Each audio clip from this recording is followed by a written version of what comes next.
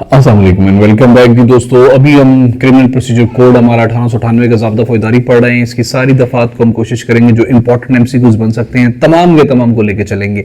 हर एक आपके सिलेबस के अंदर से जो एमसीक्यूज बन सकता है मैं उसको कवर करने की कोशिश कर रहा हूँ। खैर जी, सबसे पहला हमारा इस वीडियो का सवाल है, किस दफा में फौजदारी अदालतों की इकसाम बयान हुई है? वो कौन सी दफा है जिस दफा के अंदर फौजदारी अदालतों की इकसाम बयान हुई है? वो दफा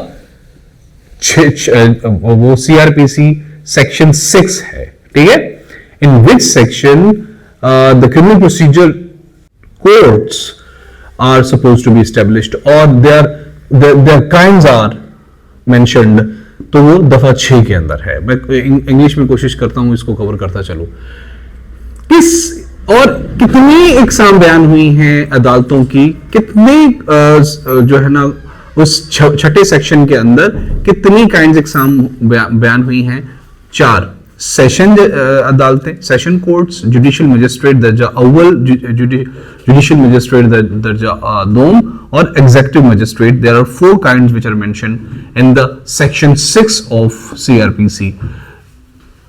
तीसरा सवाल है, किस दफा के तहत सेशन अदालतों का कयाम किया जाता है?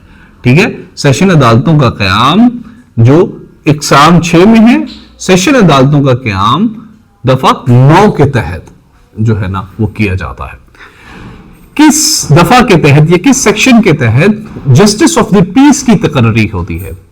तो जस्टिस ऑफ द पीस एक ओहदा डिफाइन किया गया था जिसको सूबाई गवर्नमेंट अपॉइंट कर सकती थी for the peace into the specific area और सोसाइटी तो दफा 22 के तहत जस्टिस ऑफ द पीस की तकर्री की जाती है। किस दफा में जस्टिस ऑफ द पीस के इख्तियारात हैं? 22A के अंदर उसके इख्तियारात हैं। किस दफा में पुलिस ऑफिसर के इख्तियारात बयान हुए हैं?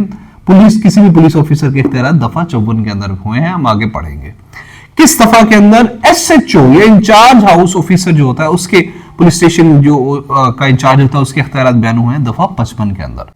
अगला सवाल है, किस दफा के अंदर जस्टिस ऑफ द पीस मुकदमात को एक अदालत से दूसरी अदालत में मुंतकिल करने का इख्तियार रखता है?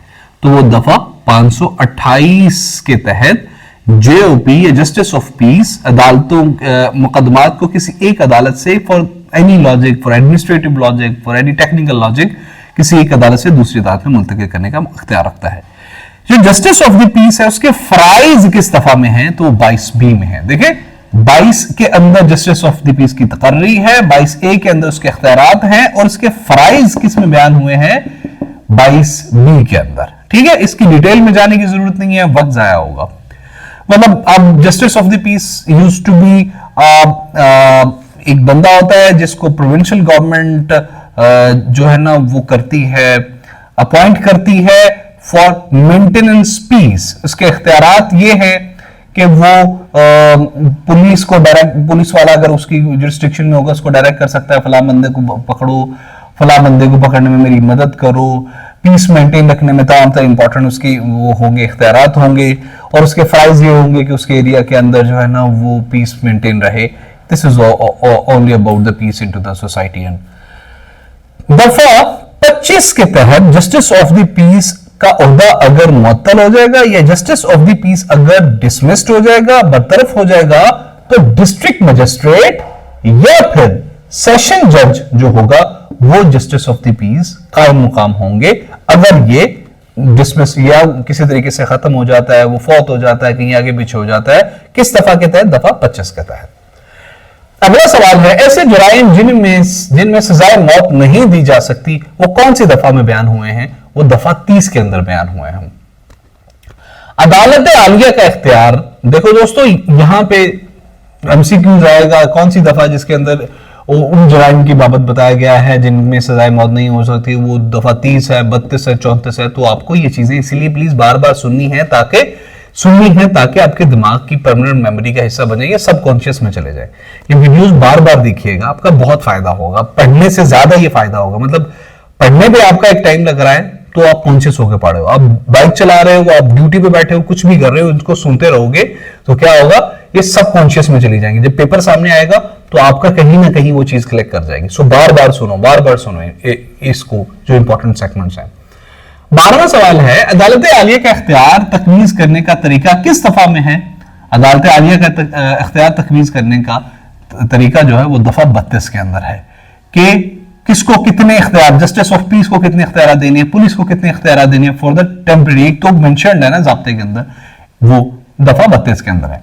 मजिस्ट्रेटों के इख्तियारात आम किस दफा में है? मजिस्ट्रेट्स जो होते हैं उनके इख्तियारात आम दफा 36 के अंदर मेंशन है। अवाम कब मजिस्ट्रेट और पुलिस को मदद देंगी, ये किस दफा में बताया गया है?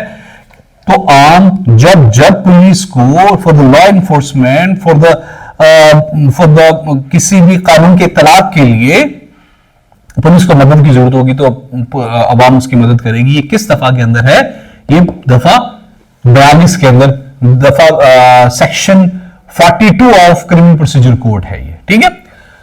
15वां सवाल है, ऑफिसर मोहतमम के अलावा किसी और शख्स की मदद करना जो हुक्मनामा गिरफ्तारी की तकमील कर रहा हो किस सेक्शन के अंदर है? पहली बात तो यह है, देखो ये 42 से ऑनवर्ड पूरा सिस्टमैटिक चलेगा। पहली बात तो यह है कि अवाम अगर पुलिस वाला 42 के अंदर बताया, पुलिस वाला अगर किसी को पकड़ रहा हो तो अवाम उसकी मदद करेगी, ये 42 के अंदर है, ठीक है। अब अगर वो पुलिस वाला नहीं है, ऑफिसर मोहतमम नहीं है, कोई और बंदा जिसको किसी को गिरफ्तार करने का हुक्म दिया, मतलब अगर कोई अदालत से डायरेक्ट गल्फ आया है तो वो किसी को गिरफ्तार कर रहा है, ठीक है, तो उसकी मदद करना किस सेक्शन के अंदर है? उसकी मदद करना हर बंदे पे लाजिम है। The person who is witnessing और the person who is passing through, ये 42वें सेक्शन, पहले पुलिस, बाद में जिसको हुक्मनामा दिया गया कि भाई आप उस बंदे को गिरफ्तार करके लाओ अदालत की तरफ से। दफा 44 बताता है कि अवाम पर लाजिम है कि बाज़ जराइम की इतला हम पहुंचाएं, कि अगर कोई हिनस क्राइम होता है, अगर कोई 302 होता है, डकैती हो रही है, कोई ऐसा जिसमें किसी की जान और माल क्या वो स्टेक पे है, तो अवाम पर दफा 44 ऑफ क्रिमिनल प्रोसीजर कोड के तहत लाजिम है कि वो उसकी इतला मजिस्ट्रेट, इलाका मजिस्ट्रेट, जस्टिस ऑफ पीस या मुतलका पुलिस स्टेशन के अंदर लाजमी पहुंचाएं। किस दफा के अंदर? दफा 44 के अंदर। दफा 45 बताती है हमें कि गांव का नंबरदार, पटवारी, मालिका राजी और देगरान पर लाजिम है कि वो बाल उमूर की रिपोर्ट करें। पहला तो ये कि अवाम, दूसरा ये उसमें और उसको स्पेसिफाई कर दिया है 45 के अंदर कि उस प्रॉपर्टी का जो मालिक है वो, गांव का जो नंबरदार है वो, पटवारी जो है वो, ऐसे अगर उसकी प्रॉपर्टी के उसके एरिया के अंदर, उसकी जुरिस्डिक्शन के अंदर, उसके इलाके के अंदर, उसके इलाके के अंदर कोई जुर्म हो रहा है, वो किसी की जिंदगी, जानो माल से मुताल्लिक है, वो हिनस क्राइम है, वो डकैती हो रही है, वो कोई मर्डर हो रहा है, वो हो चुका है, वो लावारिस लाश है, उसकी बाबत वो मजिस्ट्रेट, जस्टिस ऑफ पीस या मुतल्लिका पुलिस स्टेशन को बताएंगे। ये दफा 45 के अंदर बताया गया है ऑफ क्रिमिनल प्रोसीजर कोड 1898। अगला सवाल आ सकता है, वो कौन सा बाब नंबर है जिसमें आम गिरफ्तारी के बारे में बताया गया है? तो बाब नंबर 5 के अंदर आम गिरफ्तारी के नंबर के बारे में बताया गया है। अगला सवाल है, किस दफा में दर्ज है कि गिरफ्तारी किस तरह की जाएगी? तो गिरफ्तारी का तरीका जो है वो दफा 46 के अंदर दर्ज है। आखिरी सवाल है, इस मुकाम की तलाशी जहां गिरफ्तारी तलब शख्स दाखिल हुआ हो, ये किस दफा में इसमें पुलिस को इजाजत है कि आप उस मुकाम में घुस सकते हैं और जो मालिक मकान है वो हर तरीके से कोऑपरेट करना उस पर लाजिम है? ये किस दफा में बताया गया है? इसकी बाबत दफा 47 के सीआरपीसी की दफा 47 बताती है कि अगर कोई भगोड़ा, कोई मुलजिम, कोई मुजरिम, कोई गिरफ्तारी तलब शख्स किसी मुकाम में, किसी मकान में, किसी जगह में घुस गया है, जहां पे किसी मुकाम में घुस गया है, तो उस मकाम जगह का जो मालिक है वो तलाशी के लिए तमाम तर सहूलतें मुतलका पुलिस को देगा, मुतलका उस बंदे को देगा जिसके पास इख्तियार है गिरफ्तार करने के। और ये बात मेंशन है दफा 47 और सीआरपीसी के अंदर।